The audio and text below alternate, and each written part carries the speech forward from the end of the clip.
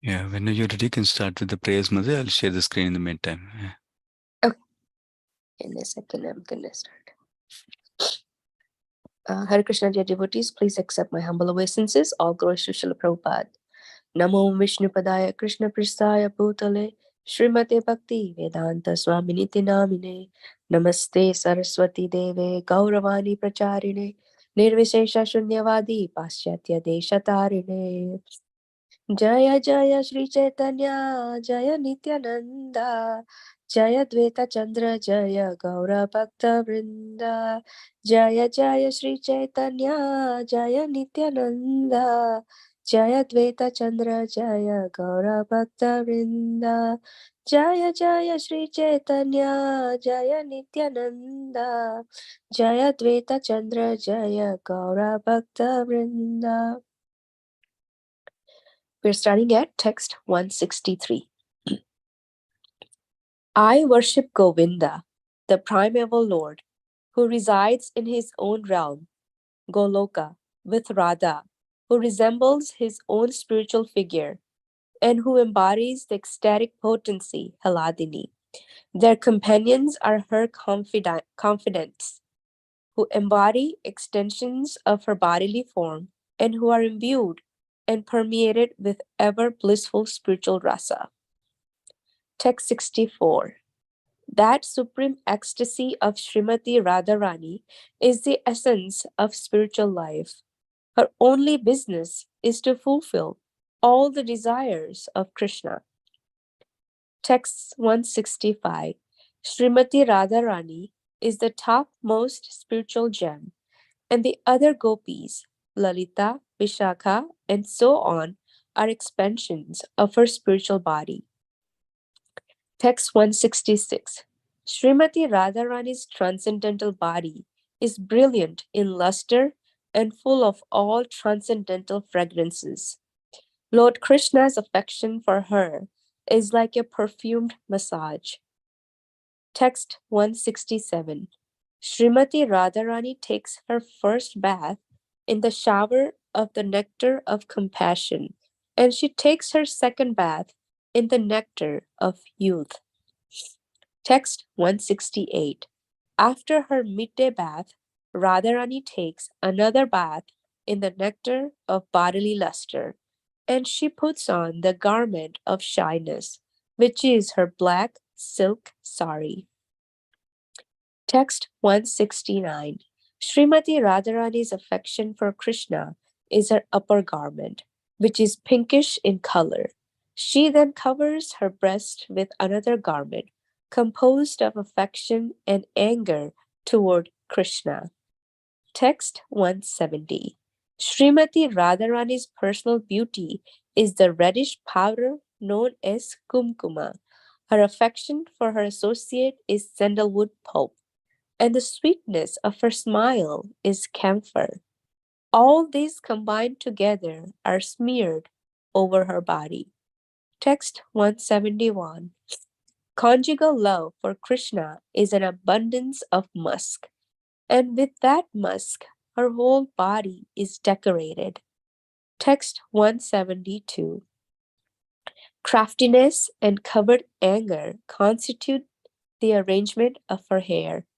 The quality of anger due to jealousy is the silk garment covering her body.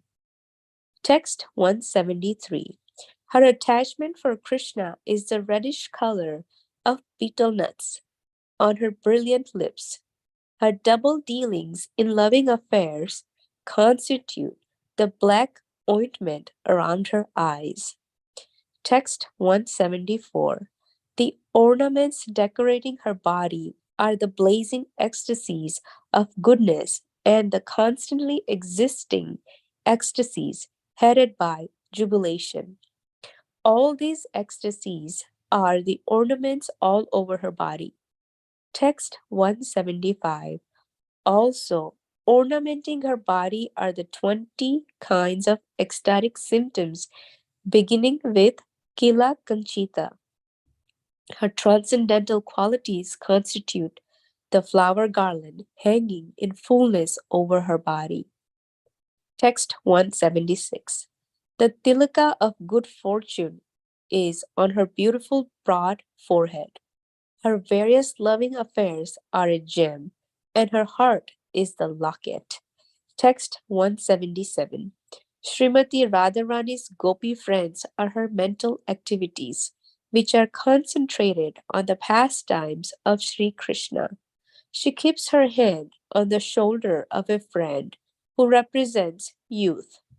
Text 178. Srimati Radharani's bedstead is pride itself, and it is situated in the abode of her bodily aroma.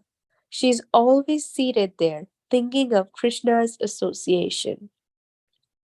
Text 179. Srimati Radharani's earrings are the name, fame, and qualities of Lord Krishna. The glories of Lord Krishna's name, fame, and qualities are always inundating her speech. Text 180. Srimati Radharani induces Krishna to drink the honey of the conjugal relationship. She is therefore engaged in satisfying all the lusty desires of Krishna. Text 181. Srimati Radharani is a mind filled with valuable jewels of love for Krishna. Her transcendental body is complete with unparalleled spiritual qualities. Text 182. If one asks about the origin of love of Krishna, the answer is that the origin is in Srimati Radharani alone. Who is the most dear friend of Krishna? The answer again is Srimati Radharani alone, no one else. Srimati Radharani's hair is very curly. Her two eyes are always moving to and fro, and her breasts are firm. Since all transcendental qualities are manifested in Srimati Radharani, she alone is able to fulfill all the desires of Krishna, no one else. Text 183 to 184. Even Satyabhama, one of the queens of Sri Krishna, desires the fortunate position and excellent qualities of Srimati Radharani. All the gopis learn the art of dressing from Srimati Radharani, and even the goddess of fortune, Lakshmi, and the wife of Lord Shiva, Parvati, desire her beauty and qualities. Indeed, Arundhati, the celebrated chaste wife of Vasistha, also wants to imitate the chastity and religious principles of Srimati Radharani. Text 185. Even Lord Krishna himself cannot reach the limit of the transcendental qualities of Srimati Radharani. How, then, can an insignificant living entity count them? Thank you, Prabhu. Hare Krishna. Thank you so much, Madhya. So we'll go to briefly the context, and then I'll share the screen again, and we'll go through some of the verses. There are not many purports at all for this section today, so we'll just recap some of the verses we read only. So if you remember, the context of this conversation is between Ramananda Rai and Lord Chaitanya Mahaprabhu and the bank of the Godavari River, at the bank of the Godavari River in South India during his South India travel. At that time, they personally met separately in isolation rather than this Sri Chaitanya Mahaprabhu and Ramananda Rai. They met personally in isolation from others. And then Chaitanya Mahaprabhu was asking questions and Ramananda Rai was responding. And Ramananda Rai did not become puffed up saying that, oh, see, Lord Chaitanya Mahaprabhu is asking me questions and I'm answering the questions like that. If he took a humble position and he understood that whatever answers he's going to speak is based on the Shakti or empowerment of Lord Chaitanya Mahaprabhu on him only. With that understanding, firm understanding, not just saying like that, he had that understanding and realization that only with Lord Chaitanya's empowerment I can do anything like that. With the understanding, he was starting to answer Lord Chaitanya Mahaprabhu's questions. So there are overall 4 questions that are there in this conversation. First question we discussed in detail was about what is the highest perfection of human life? What is the sadhya? What is the goal of human life, like that. And then he gave different answers at different levels, and all the way till the love of the gopis, and finally to the love of Srimati Radharani, like that. And Chaitanya Mahaprabhu was very happy to hear finally the greatness of the love of Srimati Radharani, like that. That is the first answer. First question was discussed. And second question was about Sri Chaitanya Mahaprabhu. After hearing that, he asked him, can you describe about Krishna Tattva? And can you describe about Radha Tattva? And can you describe the, uh, let me see, Radha Krishna Tattva? Like that, three things he asked. Yeah, Krishnera Swarupa, that is Krishna Tattva. Radhara Swarupa, that is Radha Tattva, he asked. And that is the section we are in. And next we ask about glory of the pastimes of Radha and Krishna, like that. Radha Krishna Vilasa Mahatva. That is the next question. So this is the part of the second question. Basically, the truth of Radha Krishna and their pastimes. That's what he's asking.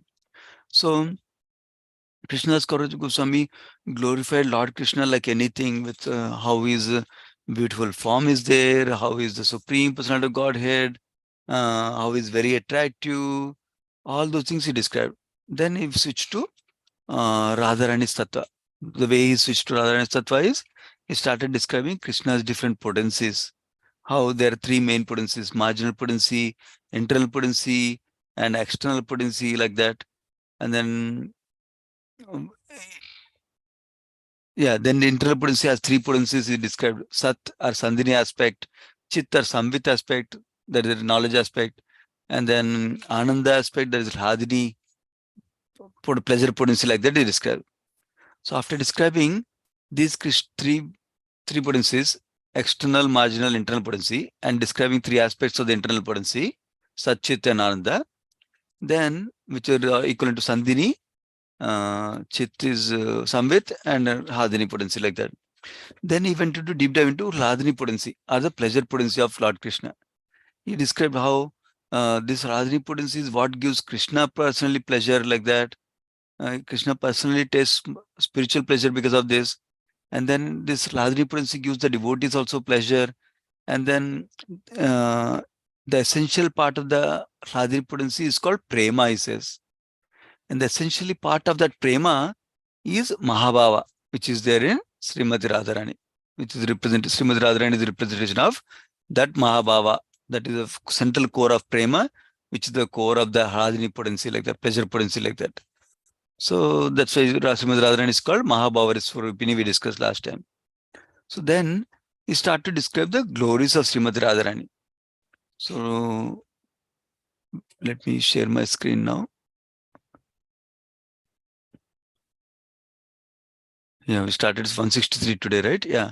There are two verses that were started before that. He described how Srimati Radharani is the chief of all the gopis in Vrindavan, because her real feature expresses the highest love for Krishna, ecstasy of love for Krishna, like that. And then he describes how her body is a transformation of love of Godhead. And she is renowned as Krishna's dearmost friend, like that. After that, this verse starts, 163. So basically, there are not many purports for for most of these. So we'll just recap some of these points. Basically, he is describing how Krishna resides in his own Goloka, Radha resembles his own spiritual figure, and who embodies the ecstatic potency, that's Radhini potency, like that. And her companions, they are actually expansions of Srimati Radharani. They also have ever blissful spiritual rasa, like that is describing. And then 164, he describes that her Radharani's supreme ecstasy is the essence of our spiritual life, like that he describes. And then her only business is to fulfill desires of Krishna. And then 165, he describes how Srimati Radharani is the topmost spiritual gem. That means like Chintamani, like that. Mahabhava Chintamani, that is the word used in this text here. And then he says, Lalita Devi and Vishaka Devi are expansions of her spiritual body of Srimati Radharani, like that. We commonly hear gopis are expansions of Srimati Radharani. Then text 166, from this verse onwards, Srimati Radharani's transcendental body is described by referring to Raghunath Das Goswami's description in a book, it seems.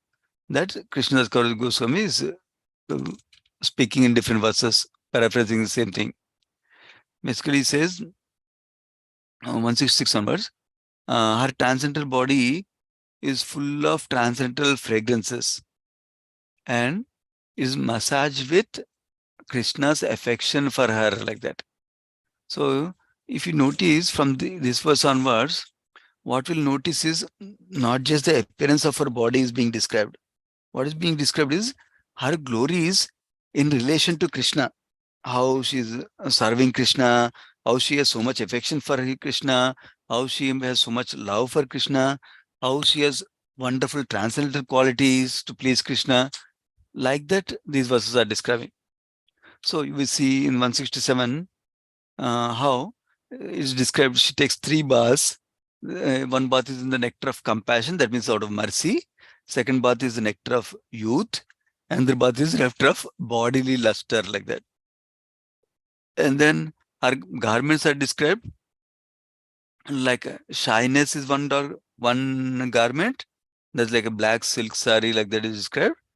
And then her upper garment is described like affection for Krishna, which is pinkish color, it seems. And then another garment on top of upper garment is composed of affection and anger towards Krishna, it seems. So these are all different qualities that help in her pastimes with Krishna.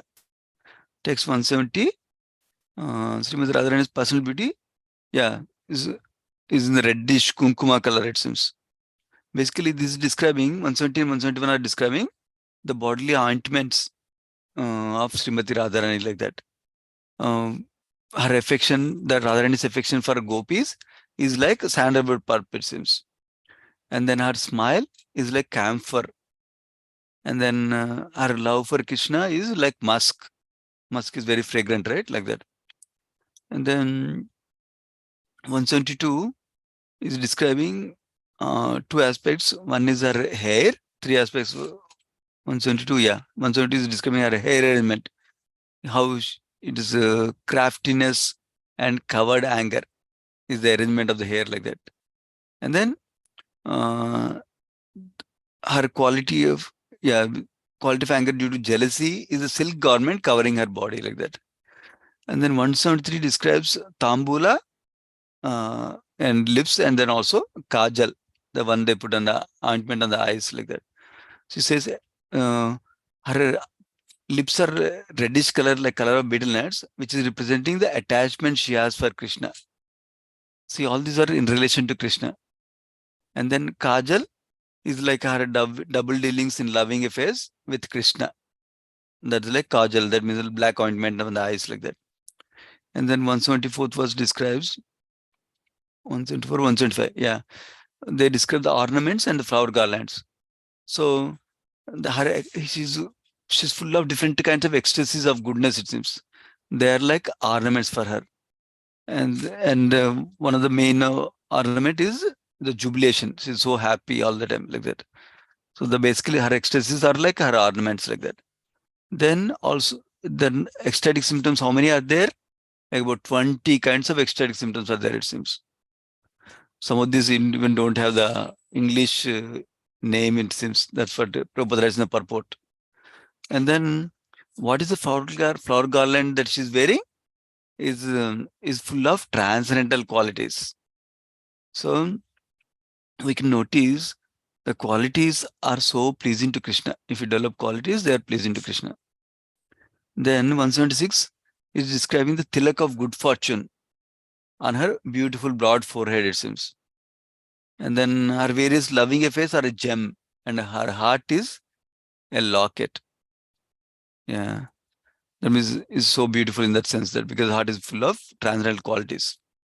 Now 177, it is describing our friends, their her mental activities, because she's always thinking about pastimes of Krishna. That's why. And then she always keeps her hand on gopis associated, it seems, that represents youth, it seems.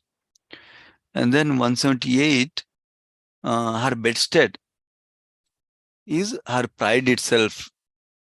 Uh, and she's always seated there thinking of Krishna's association. She's always thinking about Krishna. Then her earrings are the name, fame, and qualities of Krishna. Krishna Nama Guna Yasha, like that. And then the speech is like Krishna's name, fame, and qualities. That's what she speaks about, Krishna's name, fame, qualities. That is the nature of speech. She doesn't speak about much of anything basically. Is always glorifying Krishna. And then 180 is her engagement. What does she do? She induces Krishna to drink the honey of conjugal love, satisfying all his desires, like that. 181, she's like a mine. Normally, mine means that is where the coal mine means lot of coal. Gold mine means lot of gold in mine. That is the source of all the gold, like that, right?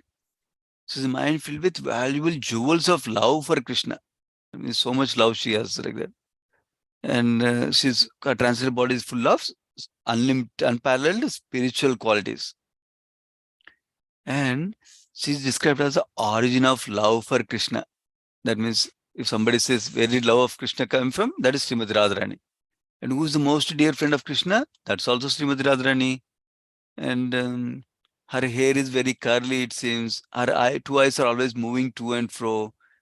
Sometimes restless are described as not a good quality.